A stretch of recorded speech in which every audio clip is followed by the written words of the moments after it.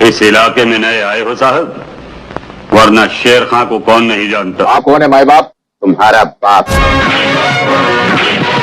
फिल्मों में सभी हीरो से मार खा लेते हैं। अरे बरखुरदार, धर्मेंद्र तो फिर भी ऐसा हीरो है कि जिससे मार खाकर मजा आता है। बेसब्रे क्यों होते हो ताऊ? सब के सब फांसी चढ़ेंगे। रास्ते में हर कदम पर दुआ मांगना, तो यही दुआ मांगना, तुम जेल में जाओ मगर रघुवीर सिंह की जेल में न जाओ। टकराते हैं जो इस ताकत से वो मिट्टी में मिल जाते हैं। तुम हमें धमका रहे हो धनीराम? खामोश!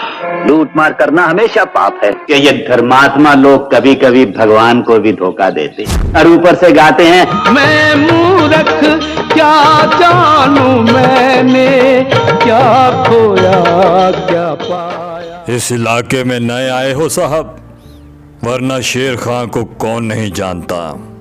फिल्म इंडस्ट्री के प्राण, प्राण साहब, जिनका पूरा नाम प्राण Kishan Sikand, Indian film industry के बेहतरीन अभिनेताओं की श्रेणी में शुमार किए जाते हैं।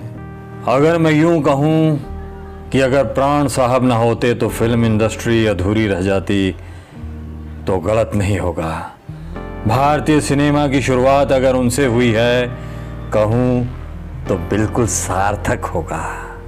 प्राण साहब का जन्म 12 फरवरी 1920 में पुरानी दिल्ली के बल्ली मिरान इलाके में हुआ।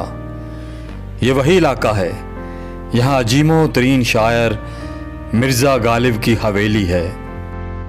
प्राण साहब ने अपने फिल्मी करियर की शुरुआत लाहौर में की थी, जब हमारे देश का बंटवारा नहीं हुआ था। बंटवारे के बाद वो मुंबई आ गए तो उन्होंने अपना फिल्मी सफ़र जारी रखा। प्राण साहब के फिल्मी करियर में बहुत ही उतार चढ़ाव आए, जिसका जिक्र हम बाद में करेंगे। अभी हम आपको बताना चाहते हैं कि प्राण साहब ने अपने फिल्मी करियर में 1940 से लेकर 1947 के बीच हीरो के रोल्स किए और 1942 से लेकर 1991 के बीच विलन्स के रोल निभाए। स्पोर्टिंग एंड कैरेक्टर्स रोल्स 1948 से 2007 के बीच किए। दोस्तों, प्राण साहब का ज़िंदगी का सफ़र 12 फरवरी 1920 से लेकर 12 जुलाई 2013 तक चला। 93 वर्ष की उम्र में उन्होंने जगत को अलविदा कह दिया। लड़की पुलिस वाले से शादी करेगी? गोली मारिए सरदार, ये शादी नहीं होगी सरदार।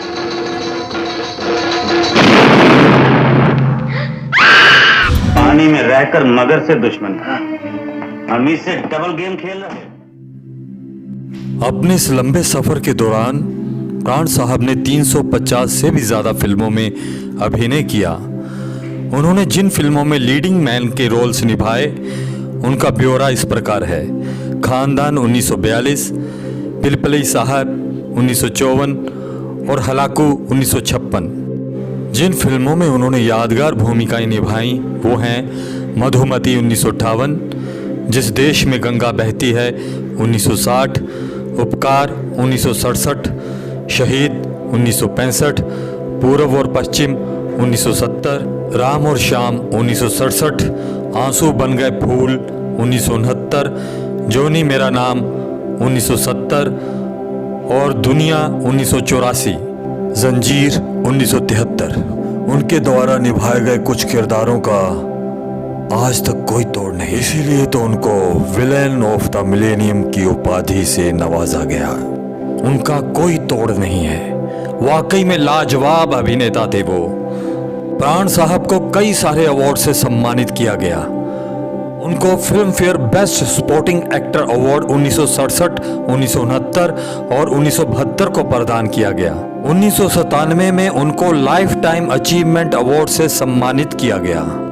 स्टारडस्ट ने 2000 सन में उनको villain of the millennium award से सम्मानित किया। यही नहीं, भारत सरकार ने प्राण साहब के कला के प्रति योगदान के एवज में सन 2001 में उनको पद्म भूषण अवार्ड से सम्मानित किया। और यही नहीं दोस्तों, फिल्म इंडस्ट्री का सबसे बड़ा अवार्ड दादा साहेब फाल्के अवार्ड भी सन 2013 में उनको प्रदान किया गया। इस तरह सबसे ज्यादा नेशनल अवार्ड से सम्मानित होने वाले अभिनेता बन गए। और तो और इतना ही नहीं, सन 2010 में उनका नाम CNN की टॉप 25 एशियन एक्टर्स की लिस्ट में शुमार किया गया। खान साहब की जिंदगी के साथ जुड़े हुए बहुत किस्से हैं। उनके फिल्मी करियर में उतार चढ़ाव, फिल्मों में उनका आगमन कैसे हुआ, उनको किन किन उलझनों का सामना करना पड़ा, उनका बैकग्राउंड क्या था, उनके शौक कौन कौन से थे, इसकी चर्चा करेंगे हम अपने अगले एपिसोड में। असल में वो फिल्मों में आना ही नहीं चाहते थे, लेकिन अचानक कैसे आ गए, कि फिर अचानक वो फिल्मों में कैसे आ गए। चला जा यहाँ से सौदागर मर। अगर तू इस वक्त हमारे घर ना आया होता तो हम तेरे साथ क्या सलूक करते ये हम भी नहीं जानते। चला जा। दोस्तों, हम जल्द मिलते हैं अपने अगले एपिसोड के साथ। तब तक नमस्कार, जय हिंद, गुड बाय। पहचाना इसी कन्नी को?